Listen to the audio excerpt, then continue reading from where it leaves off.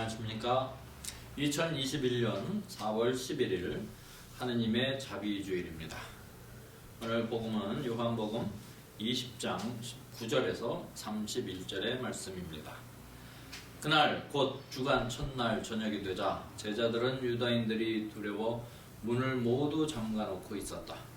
그런데 예수님께서 오시어 가운데 서시며 평화가 너희와 함께 하고 그들에게 말씀하셨다. 이렇게 말씀하시고 나서 당신의 두 손과 옆구리를 그들에게 보여주셨다. 제자들은 주님을 뵙고 기뻐하였다. 예수님께서 다시 그들에게 이르셨다. 평화가 너희와 함께. 아버지께서 나를 보내신 것처럼 나도 너희를 보낸다. 이렇게 이르시고 나서 그들에게 숨을 불어넣으며 말씀하셨다. 성령을 받아라. 너희가 누구의 죄든지 용서해주면 그가 용서를 받을 것이고 그대로 두면 그대로 남아있을 것이다. 12 제자 가운데 하나로서 쌍둥이라고 불리는 토마스는 예수님께서 오셨을 때에 그들과 함께 있지 않았다.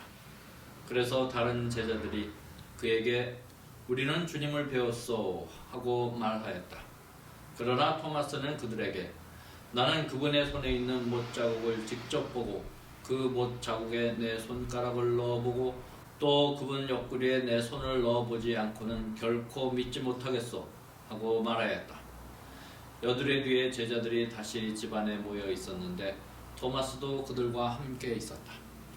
문이 다 잠겨 있었는데도 예수님께서 오시어 가운데 서시며 평화가 너희와 함께 하고 말씀하셨다. 그리고 나서 토마스에게 이르셨다. 네 손가락을 여기 대보고 내 손을 보아라. 네 손을 뻗어 내 옆구리에 넣어 보아라. 그리고 의심을 버리고 믿어라. 토마스가 예수님께 대답하였다. 저의 주님, 저의 하느님. 그러자 예수님께서 토마스에게 말씀하셨다. 너는 나를 보고서야 믿느냐? 보지 않고도 믿는 사람은 행복하다. 예수님께서는 이 책에 기록되지 않은 다른 많은 표징도 제자들 앞에서 일으키셨다. 이것들을 기록한 목적은 예수님께서 메시아시며 하나님의 아드님이심을 여러분이 믿고 또 그렇게 믿어서 그분의 이름으로 생명을 얻게 하려는 것이다. 주님의 말씀입니다. 오늘 이 복음 부활 후에 예수님께서 제자들 앞에 나타나셨죠. 오늘 이 요한복음에서는 한 3가지 정도 말씀을 드리고 싶은데, 첫 번째는 예수님께서 이 제자들에게 나타나셔서 제일 먼저 하신 것이 뭐냐, 그리고 또 이 부활 후에 이제 예수님이 승천하셨잖아요. 승천하시기 전에 예수님께서 강조하신 것이 무언가를 우리가 여기서 볼 수 있습니다. 여기서 이제 제자들이 무서워서 이렇게 문을 닫아 걸고 있는데, 일단 나타나셨어요. 나타나셔서 샬롬, 평화 인사를 나누고 그 다음에 숨을 불어넣으셨다 그래요. 숨을 불어넣으셨어요. 그런 다음에 바로 이어서 나오는 주제가 뭐냐면 용서입니다. 너희가 누구의 죄든지 용서해주면 그가 용서를 받을 것이고 그대로 두면 그대로 남아있을 것이다. 그러니까 승천 전에 마지막 예수님의 종강의 주제가 용서라는 겁니다. 그만큼 용서는 인간으로서 실천하기 어려운 주제다라는 것이죠. 그러나 불가능하진 않다. 여기서 보면 성령을 받아라. 그러니까 성령의 도우심, 하느님의 도우심으로 용서가 가능하다라는 것을 예수님께서 알려주십니다. 두 번째는 토마스가 이제 믿지 않죠. 나는 예수님의 손가락 또 예수님의 그 못자국 옆구리에 손을 대보고 그러고 나서 난 믿을 것이다. 그 예수님은 토마스는 의심이 많은 사람이다라고 할 수도 있지만 또 한편으로는 굉장히 정직한 사람 혹은 무조건적인 어떤 신앙 혹은 맹목적인 신앙 이런 것을 믿는 사람이 아니에요. 굉장히 이성적이고 과학적인 사고를 갖고 있는 사람이다. 그러니까 실증된 사실만 믿겠다. 굉장히 이제 과학적인 사고죠. 네. 이것도 한편으로는 물론 이제 예수님께서 보지 않고도 믿는 사람은 행복하다라고 말씀을 하시지만 우리 가톨릭 교회 안에 신앙인의 자세는 어쩌면 굉장히 이성적이고 실증적이고 과학적이다, 주술적이고 뭐 이런 그 맹목적인 신앙을 갖는 그런 종교 집단이 아니다라는 겁니다, 사실은.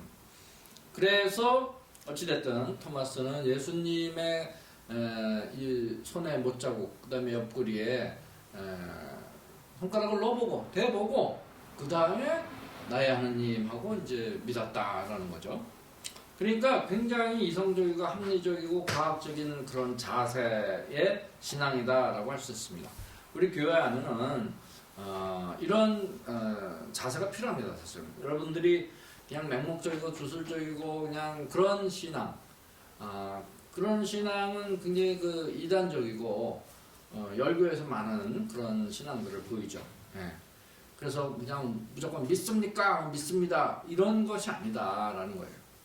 그래서 이 신학의 체계가 굉장히 그 2000년 동안 지금까지 2000년 동안 쌓아온 상태에서 그것을 뭐 신학, 철학 공부 다 하고 그런 다음에 어떤 우리 가톨릭 교회 신학과 교리가 체계가 세워졌지 않습니까? 그러니까 무조건적이고 맹목적인 신앙은 아니다라는 거고, 물론 여기서 예수님께서 이제 보지 않고도 믿는 사람은 행복하다라고 말씀하셨듯이 사실은 또한 또 이제 역설적이게도 신앙은 과학이 아니다라는 겁니다. 신앙은 과학이 아닙니다, 분명히. 그러니까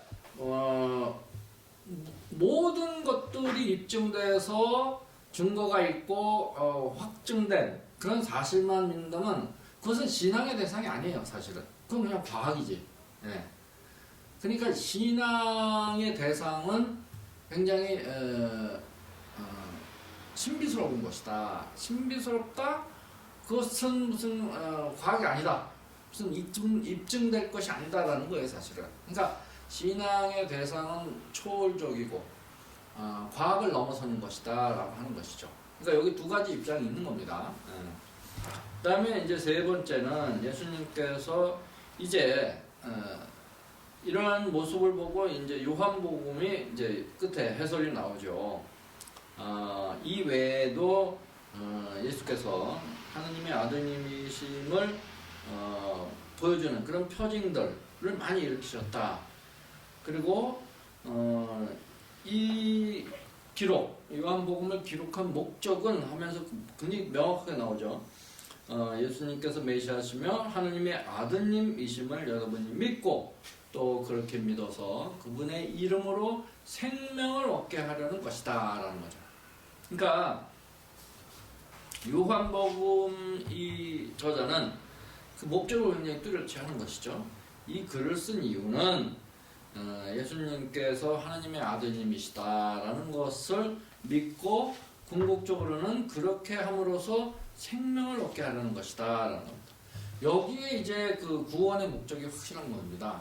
생명을 얻게 한다. 그러니까 우리가 보통 이제 신앙 고백하면서 영원히 살 거다 이런 표현들이 있는데 실제적으로 이 생물학적으로는 영원히 살 수는 없죠. 우리가 뭐 길어봐야 뭐 한 120년, 그 인간의 수명, 맥시멈 수명이 120년입니다.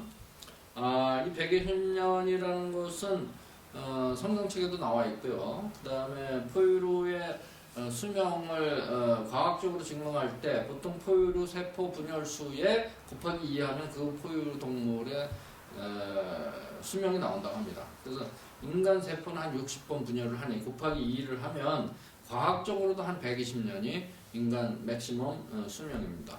평균 수명 말고요. 그 다음에 또 한 가지가 이제 실증된 거. 1998년쯤에 잔 깔망이라는 프랑스 할머니가 The oldest human being, 그러니까 가장 나이 많은 인류, 인간으로서 돌아가셨는데 그 나이가 121살이었습니다.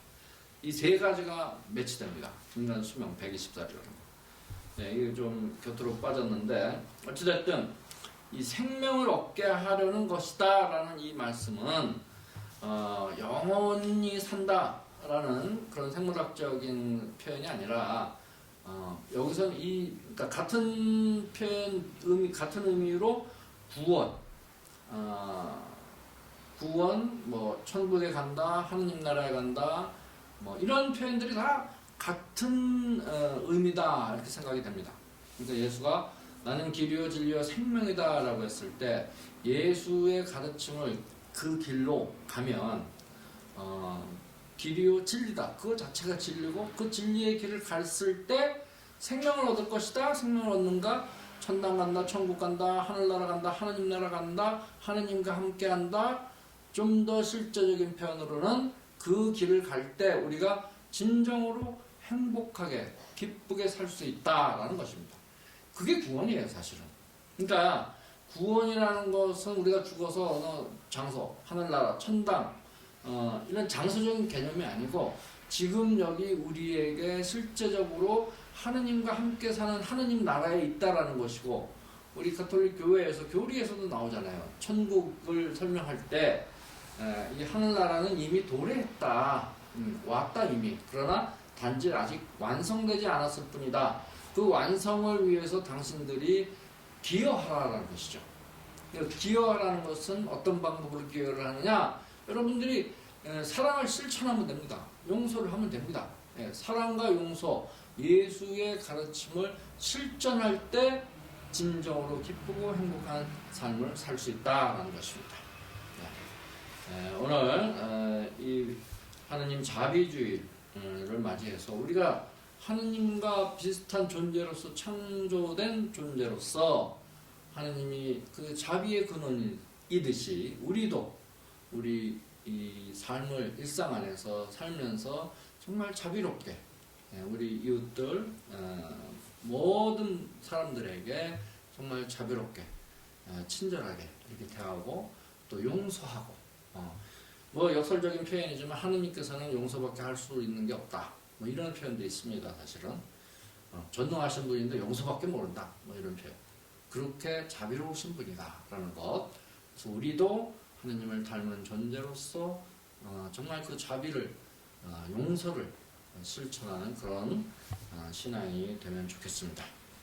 다시 한번 또 공지사항 드리면 댓글 이 영상을 보시고 댓글도 다시고 또 질문도 하시면 저도 성심성의껏 답변을 드리겠습니다. 고맙습니다.